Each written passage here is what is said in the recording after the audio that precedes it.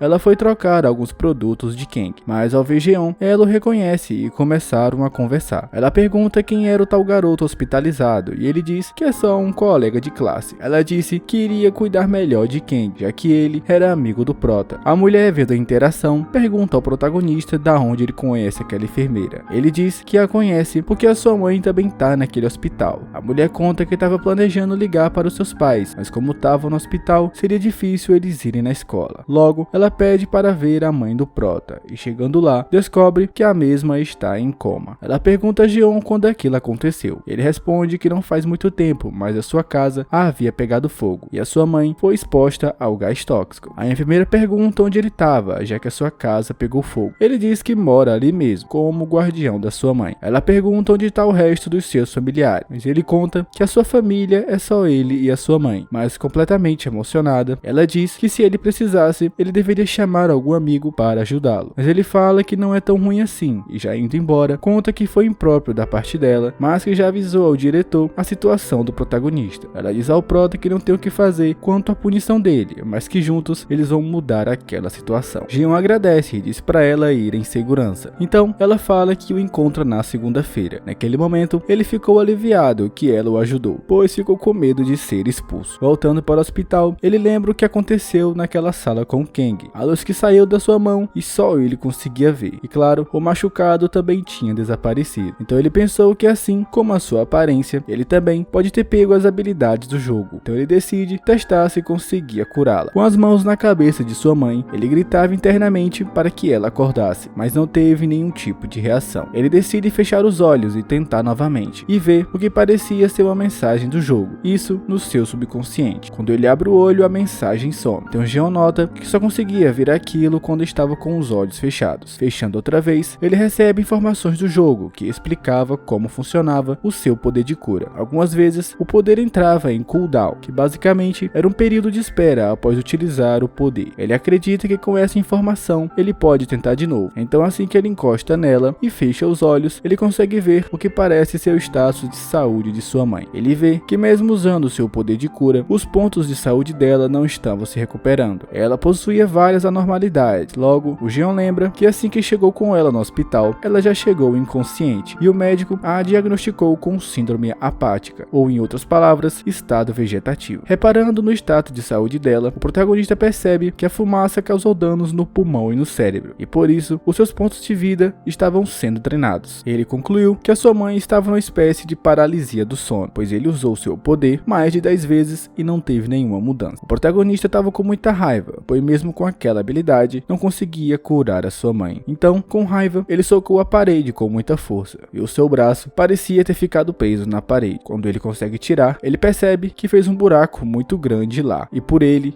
consegue ver um menino muito assustado. Afinal, não é muito comum quebrar uma parede com um soco. Ele pergunta se a criança está bem, mas ele corre rapidamente com medo do Prota. O Jean corre atrás, tentando se explicar. O garotinho acaba caindo, então o protagonista se aproxima e pergunta se ele se machucou. Chorando, ele fala que o seu nome era Minhu. O Jean pede desculpas e percebe que o garotinho tinha machucado o joelho. Então ele pensa em chamar a enfermeira, mas resolve testar o seu poder de cura. Então colocou sua mão e curou o menino, que não acreditou no que estava vendo. A sua ferida tinha simplesmente sarado. Então ele o chama de super-herói. Jean fala que não é bem assim e começa a sentir uma dor muito forte na sua cabeça. Quando fecha os olhos, ele recebe uma mensagem que subiu de nível. Logo ele percebe que as suas dores de cabeça é porque usou muito a sua habilidade. O garotinho deu tchau e Jean respondeu adeus. Minhu fez o desenho para o Prota, isso na parede do hospital. O protagonista ficou feliz, pois o desenho cobriu o buraco que ele tinha feito. Jean começou novamente a sentir dor e dessa vez o seu corpo parecia estar mais pesado. Então ele resolveu se deitar e tirar uma soneca. Enquanto dormia, ele recebeu uma mensagem que seu personagem havia sido desconectado automaticamente, mas ele não conseguiu ver, pois estava num sono profundo. No dia seguinte, o protagonista acordou com muita fome, então resolveu mandar uma mensagem para a enfermeira perguntando o que seria o café da manhã. Em outro cômodo, uma menina chamada Lisua parecia estar o procurando. Enquanto isso, o protagonista sai da sala e passa ao lado de Lee, mas ela não o reconheceu e ele não estava enxergando direito, então também não a viu. Foi aí que ele decidiu ligar para Jeon. Então o celular do Prota toca e ele está ao lado dela, mas precisa correr para entrar no elevador e não atende a tempo. Então ela desliga, pois como não o reconheceu, pensou que ele ainda estava dormindo. E o Prota acredita que se for algo importante, irá ligar de novo. Ele decide deixar uma mensagem ao protagonista e na mensagem ela diz querer saber qual o quarto que o Kang estava e avisa que foi Han que passou o seu número para ela. Ele viu a mensagem e percebe que era a sua colega de classe, então ele a responde. Chegando para comer, ele pede 2 costelas ao chefe, que corta sua onda e diz que só pode uma por pessoa. O Prota acha estranho o jeito que a chefe estava o tratando. Ele ainda queria comer, mas já estava satisfeito. Chegando no quarto, ele percebe que a sua dor de cabeça passou, mas a sua visão ainda estava embaçada. Então, indo no banheiro, ele decide lavar o rosto. Assim que entra lá, logo na sua frente, ele vê um espelho e percebe que a sua forma havia voltado ao normal. A primeira coisa que ele pensa é em como vai voltar para a escola, já que todos lembravam dele com outro rosto. Ele até pensa em não ir mais, porém tem medo de ser expulso e não conseguir se formar. Logo ele imagina que a sua vida escolar acabou e ele se pergunta o que deve fazer, até que escuta alguém chegando e era a enfermeira que era sua amiga. Ela ia dar uma injeção na mãe do Prota, mas ela não reconheceu ele e perguntou onde estava o protagonista. Ele ia dizer que era ele, mas mudou rapidamente e disse que ele tinha saído. Então ele estava tomando conta. A enfermeira pergunta se ele tem a mesma idade do Jeon. O Prota responde que sim e que eles são amigos. Ela responde que pelo Prota ser alto, às vezes ele parece ser mais velho. O protagonista sem jeito responde que sim. Se virando para sua mãe, ele se pergunta se o seu poder também se foi. Ele fecha os olhos e também não vê nada do jogo. Jeon notou que as suas roupas também ficaram muito grandes. O protagonista começa a perceber o porquê da chefe e a enfermeira terem o tratado de forma diferente. Ele desejou não ter se tornado aquele cara que chama atenção e ainda teme a sua volta para a escola e até mesmo o hospital não o reconhecia como filho de Hong Mija. O Prota começa a chorar, lembrando estar sozinho novamente. A sua cabeça passa o filme de como sua mãe era atenciosa, cuidava dele e preparava sua comida preferida. Voltando assim, o Prota percebe que precisa voltar com a sua habilidade de cura para poder ajudar a sua mãe. Então começa a imaginar como faz para voltar com os seus poderes. Jeon resolve comprar roupas novas e usar o seu óculos novamente. Então ele decide ir na livraria, fazer algumas pesquisas. Assim que chegou, ele encontra o mesmo jogo da última vez. Prota viu que ainda não estava podendo acessá-lo, mas caso conseguisse, provavelmente não podia escolher o mesmo personagem. O Prota começa a relembrar como tudo aconteceu, já que a sua casa tinha sido atingida por um raio. Logo, ele corre para pesquisar se tem como ser atingido e não ir de base, mas todos os sites diziam que era caixão na certa. Ele decide pesquisar em livros para ver se tinha alguma coisa diferente. Então ali o encontra e pede para ele esperar um pouco. Ele vira e quando vê ela, acaba derrubando todos os livros e pede desculpas, mas Jeon diz que ela não tem culpa, porque de qualquer forma os livros estavam pesados. O Prota lembra que Lee chegou a mandar uma mensagem para ele, perguntando o quarto de Kang, mas não esperava encontrar ela na biblioteca, até mesmo por ser um fim de semana. Ele pergunta o porque Lee ligou pra ele, já que ela não tinha dito, mas ela não responde e diz que ele deixou o celular cair. Jeon agradece e ela decide o ajudar. Lee diz que parece que o prota gosta bastante de livros e pergunta que tipo de livro ele lê. O protagonista, olhando os livros, disse que gostava de desastres naturais, ficção científica, fantasma, jogos e quadrinhos. A garota diz que são bem diferentes e questiona se o prota realmente lê aquilo. Jeon, sem jeito, responde que sim e escuta a voz de uma criança chamando a Lee. O menino pediu para levar um quadrinho.